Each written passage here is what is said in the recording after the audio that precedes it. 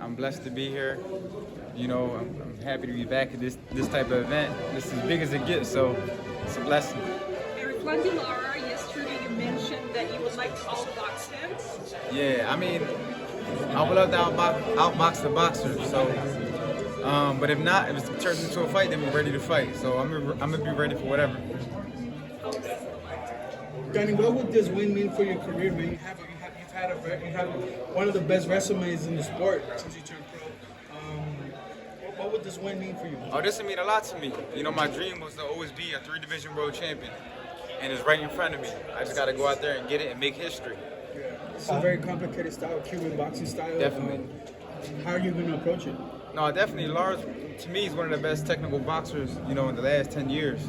A very hard guy to beat. You know, his 3 losses are very close. But it's just like mine, you know, my 3 losses are very close. I just got to go out there and set the tempo and beat Danny Garcia, you know, fight my fight and make things happen. You're used to fighting pretty consistently early on in your career. There's your second 2-year hiatus between fights. What's the difference between your first training camp of being 2 years off to now? What have you learned from that? I mean, not really changed. I've been sparring already. I've been feeling good. The only thing is it takes a little bit more to like recover. You start feeling a little bit more sore. That's the only thing though, because your body ain't used to like putting through that type of punishment. But right now, I feel like I'm recouping. You know, this week I worked out 7 days straight because I knew I was coming out here and I feel good. I feel great. So nothing's really changed. In the New York press conference, you said that, you know, he's a great boxer, but you're coming in here to fight. What's your mentality coming in? Is it for the KO? I always go for the KO. Yeah, I say he's a great boxer, but I'm a better fighter. Because at the end of the day, when you start getting a little tired, you got to bite down. It turns into a fight. So everybody knows Danny Garcia, he comes to fight. Do you believe you have more grit than him? I mean, I believe I'm one of the most grittiest boxers in the sport. You know what I mean? I feel like not a lot of people have the heart that I have. That's just how I feel. I'm willing to fight anybody, anywhere, any place. Hey, Danny, now what does Danny Montana think of this fight? I want to know what Danny Montana thinks. I told Laura, I said, you know, you Cuban, but I'm the real Antonio Montana. I'm the real political refugee. You feel me? Danny, this car's going to get driven by the Mexican and Puerto Rican rivalry.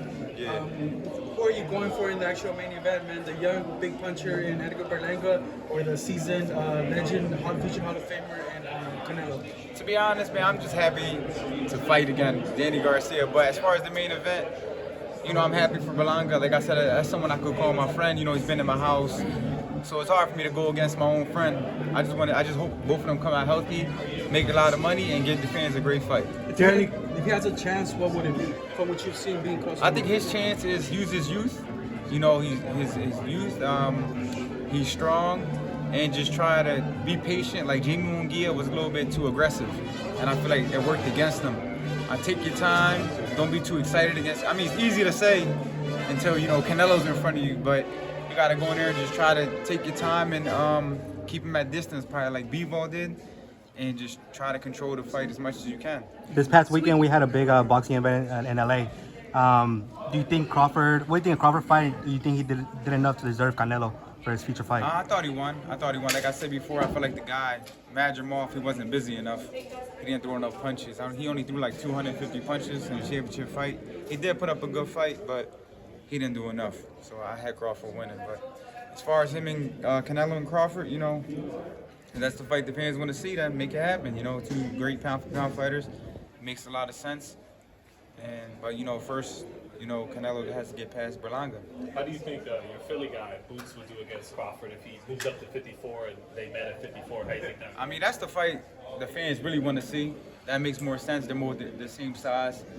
I would love to see that fight. You know, Boots is a young, hungry fighter from Philadelphia, and he got so much to prove.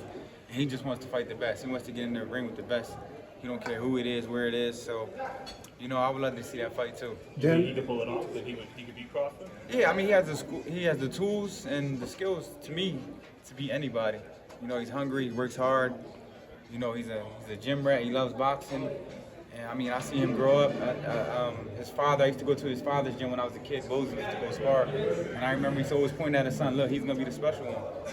So definitely he's going to be ready for the moment when the time comes. Did you guys ever work? Never. We got like an age gap. Yeah. Right now, like we get work, but we never. it's always been like a mutual respect. You know, a lot of that was said prior to Crawford actually getting the opportunity to step in the ring with Spence, is that he didn't really bring anything to the table. That's kind of what Crawford is sticking to when it comes to Ennis. Just from your perspective, do you think Crawford has the right to say that now? Meaning that the shoe's on the other foot, but overall, what do you think about him using that perspective to kind of defend himself from having to take an Ennis fight at this You point? know, boxing is, sometimes boxing can be real political. And that's just one of the things, like, as a fighter, it's tough. It's tough because you got the young guy who they want to see you fight, but then it's like you fought so many great champions, and it's like he's basically skipping all that, what you've done to get a shot at you. So it just depends what type of fighter you are. You know, you want to go for the legacy, you want to fight the young guy. It's up to Crawford. You know, the ball's in his court. So I really don't have too much to say about that because it's like, it's just political. Danny, you and Crawford are like 1-1 in the amateurs. Would you like to, you know, get it on in the pros?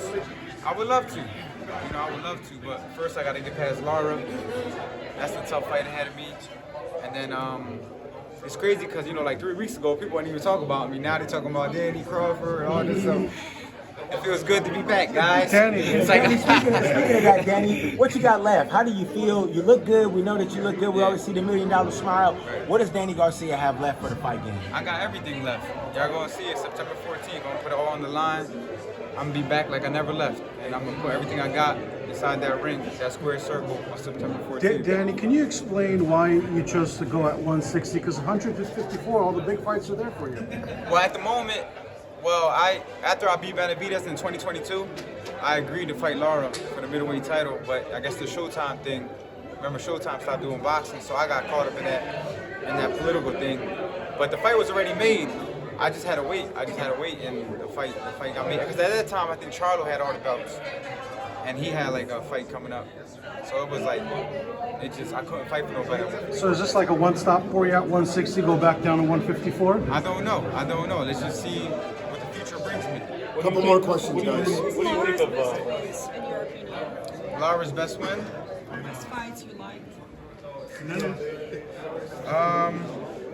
I mean, he's been looking good lately. But as far as a good win, he got some good wins, like out in Gulo. I remember that fight. But then he got some tough losses too. So, I mean, I don't know. Shit, he ain't gonna beat me though. Would this be like the biggest win in your career? Because you've given us so many big wins and a lot of amazing moments, like when you knocked out Amir Khan, when you snagged the boogeyman, Lucas Matisse. What would you rank this win in terms of your resume? No, this will be amazing for me. You know, this will be my 3rd division. Lara's a great champion. I'm a great champion. And I feel like, you know, this will be like the icing on the cake for me. So this is like probably, for me, one of the biggest fights in my career because it means so much. It's my 3rd division. It's a chance for me to be in the history books for a 3-division champion. Pretty much you think this will put you in the Hall of Fame? I mean, I feel like I'm already in that run for that because of my run at 140 and I was the champion at 147, plus my resume. I fought everybody. You know, I've been a big name in boxing for the last 10 years. So I feel like I'm already in that run, even if I didn't do this fight. But this right here will be no doubt. Like, there's no doubt in Danny Garcia. Danny, one of your biggest wins was in a Mexican holiday when you beat Lucas Matisse. Is this as big as a fight for you and also in another Mexican holiday? Definitely. It's crazy because it just shows you like how long me and Canelo been around. That was 2013. That was 2013 when he fought Mayweather and I fought Matisse on the undercard. And we both here. Still at the highest level. Oh yeah, definitely. I mean, I was happy to see him too. You know, I never really interacted with Canelo before. So that was a cool moment. You know, I mean, he's always been respect. Yeah, he's a great champion. I got nothing but respect for him. Like I said, I just want to see a good fight. You know, Berlanga's my guy, and I just hope both of them come out healthy and rich. A couple years ago, there was a meeting when you were speaking Spanish. Yeah, the Garcia, no? It got better. Un poquito más. It was crazy. And then we got to run. Make sure we get you another one. Thank you. But I understand. A lot of people don't know. I understand everything. But I was born and raised in Philly, so when I went to school, like my friends were black and white, so I didn't go to like a Puerto Rican school. The only person that spoke Spanish is my grandma and my grandpa. And when they passed away, like I never heard Spanish ever again. That's why I really can't speak Spanish. A lot of people are like, how you Puerto Rican but can't speak Spanish? That's most Latinos And then in I America. tell them this, I say, but it's the same way of